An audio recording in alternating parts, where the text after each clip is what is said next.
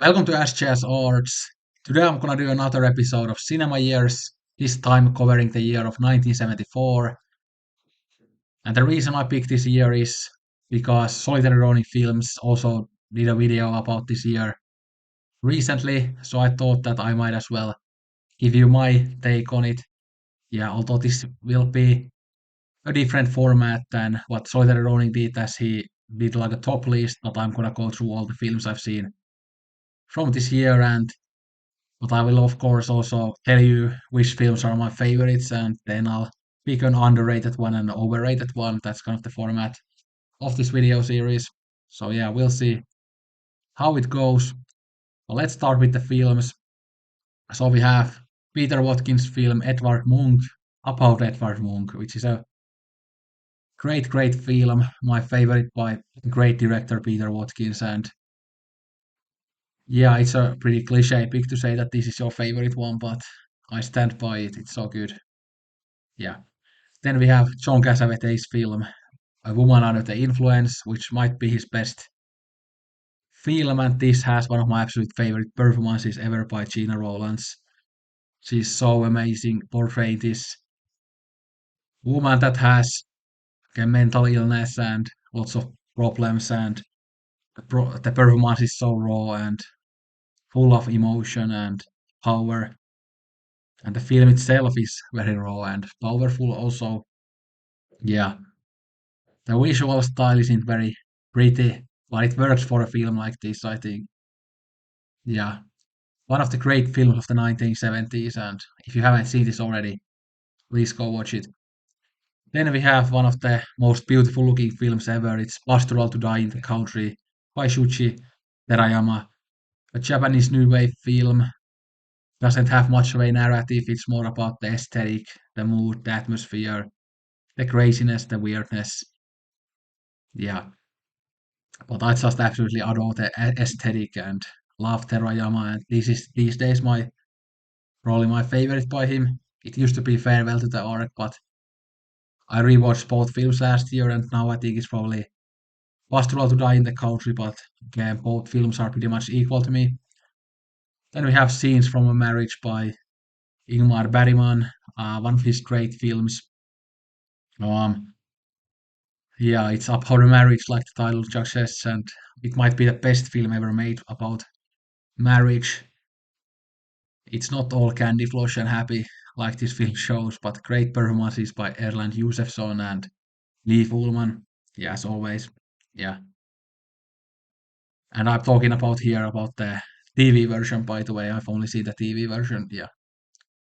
Then we have Ali, Fear is the Soul, probably Fassbinder's most popular film, and for a good reason. I think it's one of his masterpieces and one of my top 50 films of all time. It's about this unconventional love story with like an immigrant and then an older German woman, and they face all kinds of discrimination and stuff like that. And so it's a very hard hitting film about kind of a taboo relationship, and yeah, but it's so beautiful in many ways. The aesthetic is great. And I love unconventional love stories, and this is one of the best of them. So yeah, The Godfather Part 2. Then we have Masahiro Shinoda's Himiko, which is a great Japanese new wave film, very much of a kind of like Pastoral to Die in the Country, kind of more about the aesthetic, and it's not a very narrative driven film, but it's more about the style, I would say. But it's a very beautiful film, one of his best. I watched this on the Criterion channel last year, so if you want to watch it, you can watch it there. Then a Marguerite Duras film, Woman of the Gange, one of her best films, not an easy film to watch. None of her films are easy to watch, but they're very interesting and formally very creative. Then we have a Bresson film, Lancelot du Lac, which is a film about the Arthurian myths, and yeah, Lancelot, obviously one of the famous characters of those stories. But this is kind of like a deconstruction of those stories, so it takes all the glory and the heroism out of it, or heroism, how do you say it? Yeah, out of it, and So shows like a more of a minimalist and stripped down and kind of a glory-less version of it, which I love. Yeah, Bresson knows how to do his own thing, and he kind of says a fuck you to these types of stories, so I love that. I feel like this film will become a favorite. After a rewatch, it's already a very close favorite, so yeah. Sadly, it's kind of less available than many of his more famous films, although I think Solitary Ronin showed like a French Blu-ray that has a has English subtitles on his channel once, so I will have to look out for that. Little Malcolm and his struggle against the eunuchs. So this is a great, very unknown British film. Would be a good double bill with Mike Lee's Naked. It's very similar to it, although quite different also, but I really like this film. Yeah, it's a great movie. Buñuel's The Phantom of Liberty, I think one of the best Buñuel films.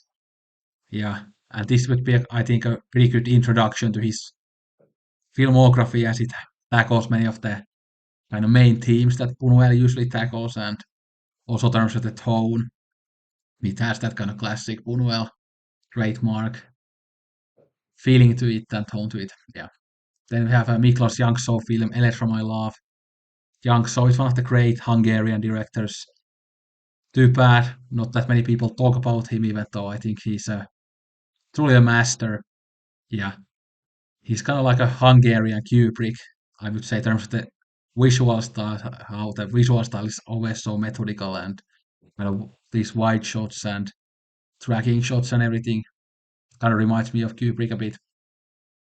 Like many of those shots in Paths of Glory are a bit similar to what you see in Miklos Jankso films, for example. Although then in terms of the tone and subject matter, Miklos Jankso can be very different to Kubrick, but there are some similarities there also, as Jankso has made some war stuff as well. But Electra My Love is a great movie, although I think Jankso has made better films too. And then we have Lenny by Bob Fosse, about a stand-up comedian. This one I really enjoyed, had a great time with it. I'm not into stand-up comedy. I don't watch stand-up comedy at all. So I know many people I follow on Letterboxd, and many of my kind of online friends are really into stand-up comedy, but I'm just not into it. I don't have anything against it either, but I just prefer other art forms to it, so I don't dedicate time to it. But I still really enjoyed this film about a stand-up comedian. So yeah. Then we have what is possibly Jacques Rivet's most highly regarded film and also his most famous film. It's Celine and Julie Go Boating. A really great movie, a very charming movie, weird and cryptic movie, as pretty much all of his films are. And I can see why this is his most famous and most highly regarded film, even though I think there are other films by him that I like more, although this one I also want to rewatch. Yeah. Then we have The Man Who Sleeps, which is a great French film, a very famous French film, has that kind of typical, very kind that typical French intellectualism in display there. I know my favorite viewer, Beaches, just watched this recently, and I think he gave the same rating to it as I did, 4.5. So yeah, the doppelganger levels are just increasing day by day, so that's great. Then I know my other good friend, Altes from Cine Art Therapy, just watched this one in the cinema in London, in BFI South Bank, which was pretty much my second home when I was living in London. I went there every week, sometimes like 3 times a week. So, but anyway, this is possibly my favorite Werner Herzog film, one of his earlier films. Although Herzog is kind of a director for me who I appreciate more than enjoy. I think he has had a great career. He's a really great director, but I don't usually have kind of a personal or emotional connection to his films. But this is kind of one that where I have more of that type of connection as well. Yeah. Chinatown, very famous film. remember loving this a lot.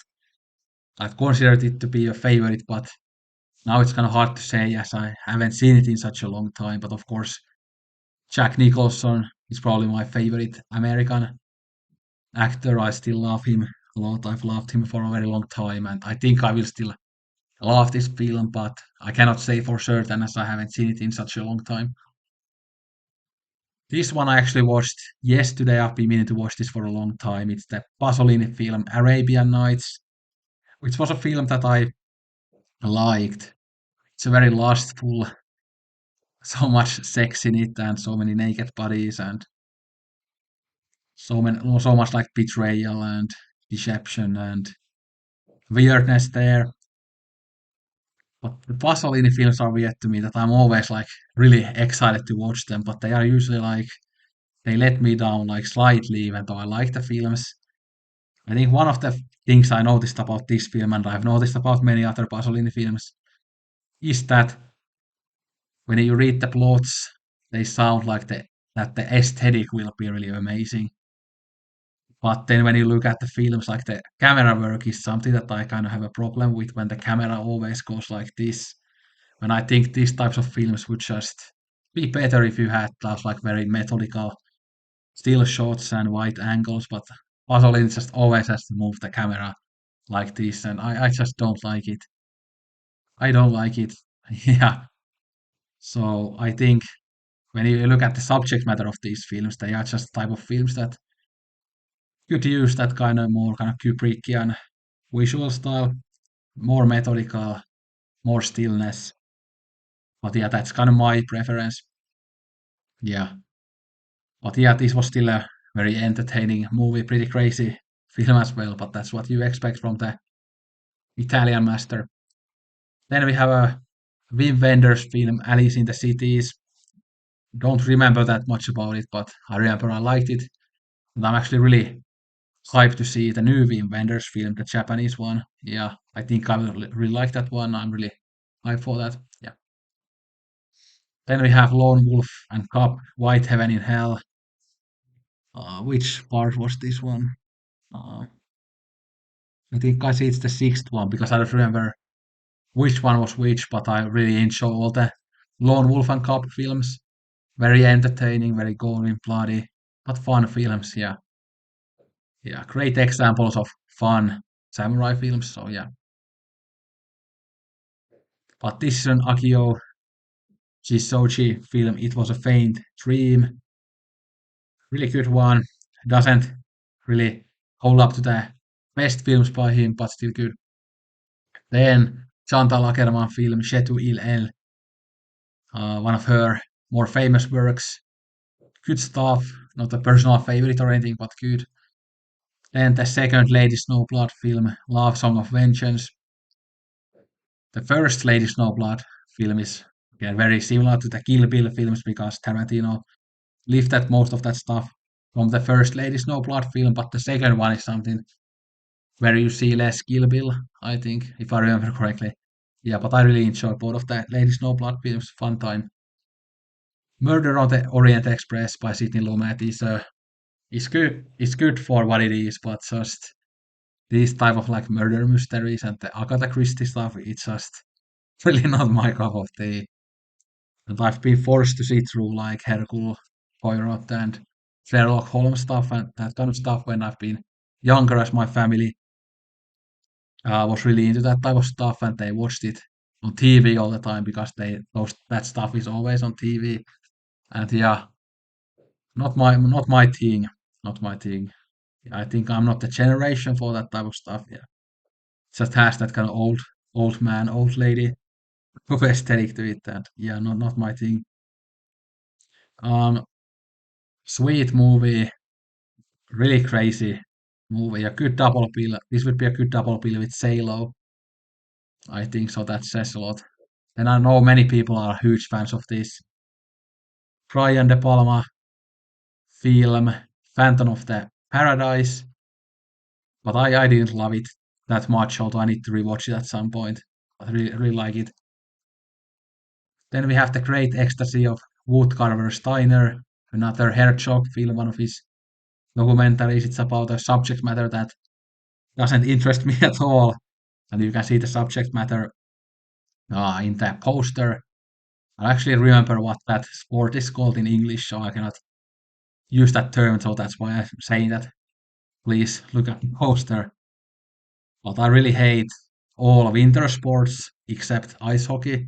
I mean, ice hockey is my favorite sport. I love ice hockey, but anything relating to skiing, I just cannot stand. Yeah. But then we have Butterfly, a short film. The Conversation by Coppola. I haven't seen this in a very long time, but I need to watch it again.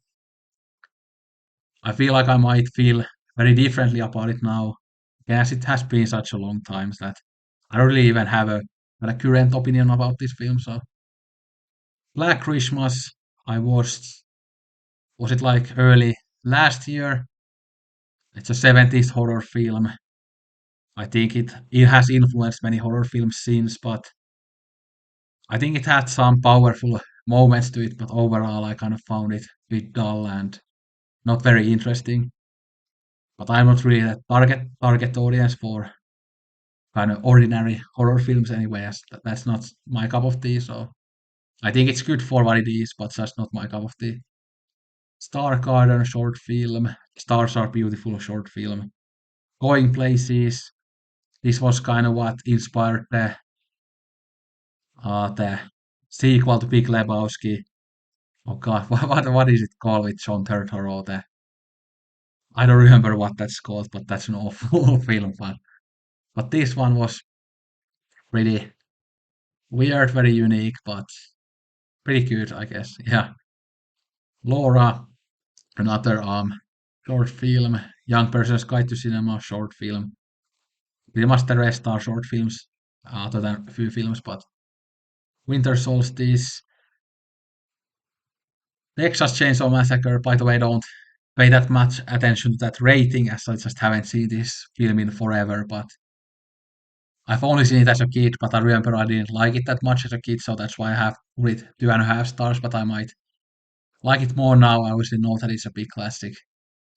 Um, Band 700, Band 698, these are Hollis Frampton shorts.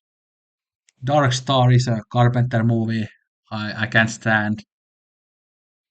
And I always have to apologize to Nazarene Prod when I say something bad about this film, as this is one of his favorites. But yeah, The Man with the Golden Gun. Again, I despise James Bond movies. Yeah, Pan 699, Pan 697, Pan 2, Pan 4, Noctiluca, Pan 3, Pan 0, Pan 1. Yeah, fuck those always Frampton shorts. Yeah, yeah, not my type of thing. Yeah. So now I'll choose my favorites and then the underrated and overrated ones. Well, Edvard Munch is one of my favorites, but if I had to choose only one of these, no, well, then I would go with Ali Fear is the Soul.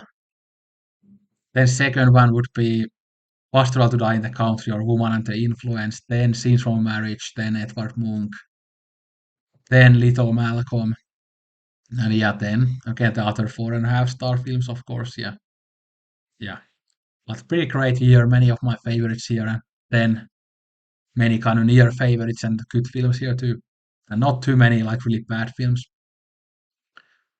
And here you can see kind of the popular stuff that I haven't seen yet from this year. So Young Frankenstein is obviously a popular film. So is Blazing Saddles. So is Alice doesn't live here anymore. Then the original, The Taking of Pelham 1, 2, 3. I've seen the remake. The Parallax View, I know many people love. It's a fairly recent Criterion film, and this is another Criterion film, Female Trouble. I like Robert Altman quite a lot, so I'm excited to watch California Split. This one I've been looking forward to watching, Bring Me the Head of Alfredo Garcia. Sardos, I think I've heard Catherine Prot and Ronin talk about this a lot. I mean, didn't Ronin even have this in his top list? I think he at least mentioned this. Yeah. Death Wish, Night Porter, yeah. Sugarland Express, The Towering Inferno, yeah. Oh yeah, this one I have ready to go. This is an Ettaro Scola film. It's the guy who made the great film Special Day. Yeah. Wasn't the Gambler mentioned in the Ronin film, Ronin video as well, and in the comment section, I think, yeah. Fassbinder's Marta, I'm really looking forward to. Swept Away is one that I'm excited to watch. Blood for Dracula is apparently very good. This one has been on my list, the Transgressor, a Japanese film. Um, this is the Sean Eustace film, My Little Loves. I've only seen La Mama et la Putain, which is one of my favorite films, but there have been rumors that this all the Sean Eustace films are coming on Criterion in a box set at some point, so looking forward to that. Claudine is apparently good. I've only seen the remake for Gone in 60 Seconds. The Traveler is by one of my favorite filmmakers, Abbas Kiarostami.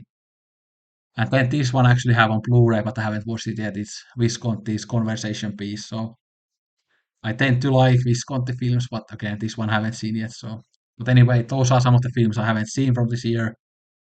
It seems like I have many films to look forward to from this year, and you can also let me know which ones you love. Oh, Pendas Fan, isn't this one of the Alan Clark films? So I'm really looking forward to watching that too. But anyway. Oh, I forgot to mention the overrated and underrated ones. So overrated. No, well, if I go based on my like childhood experience, then I would say the Texas Chainsaw Massacre. But as I don't remember anything about that film, it's hard to kind of call it overrated now. But I guess I'm gonna go with that one. Um, yeah, and then underrated one. Or we could say underrated slash unknown. Well, I would go with Himiko or Woman of the Ganj. I think Shinoda is director that. Yeah, people who are really into Japanese cinema have watched his films, but he isn't like really talked about that much in the end, I think. And this isn't like one of his like biggest films either. So I would say Himiko or Woman of the Ganj, this one even more. And Woman of the Ganj, I think I watched it on YouTube, so it might be on YouTube for you to watch if you're interested. But anyway, that was it for 1974. Hopefully you enjoyed this video and let me know which years I should do next and let me know what you think of this year as a film year and what are your favorites from this year. What do you think is an overrated film from this year and what do you think is underrated unknown film from this year? And what films should I watch next from this year? Anyway, thanks for watching. Don't drink all the coke. Sayonara and arigato gozaimashita.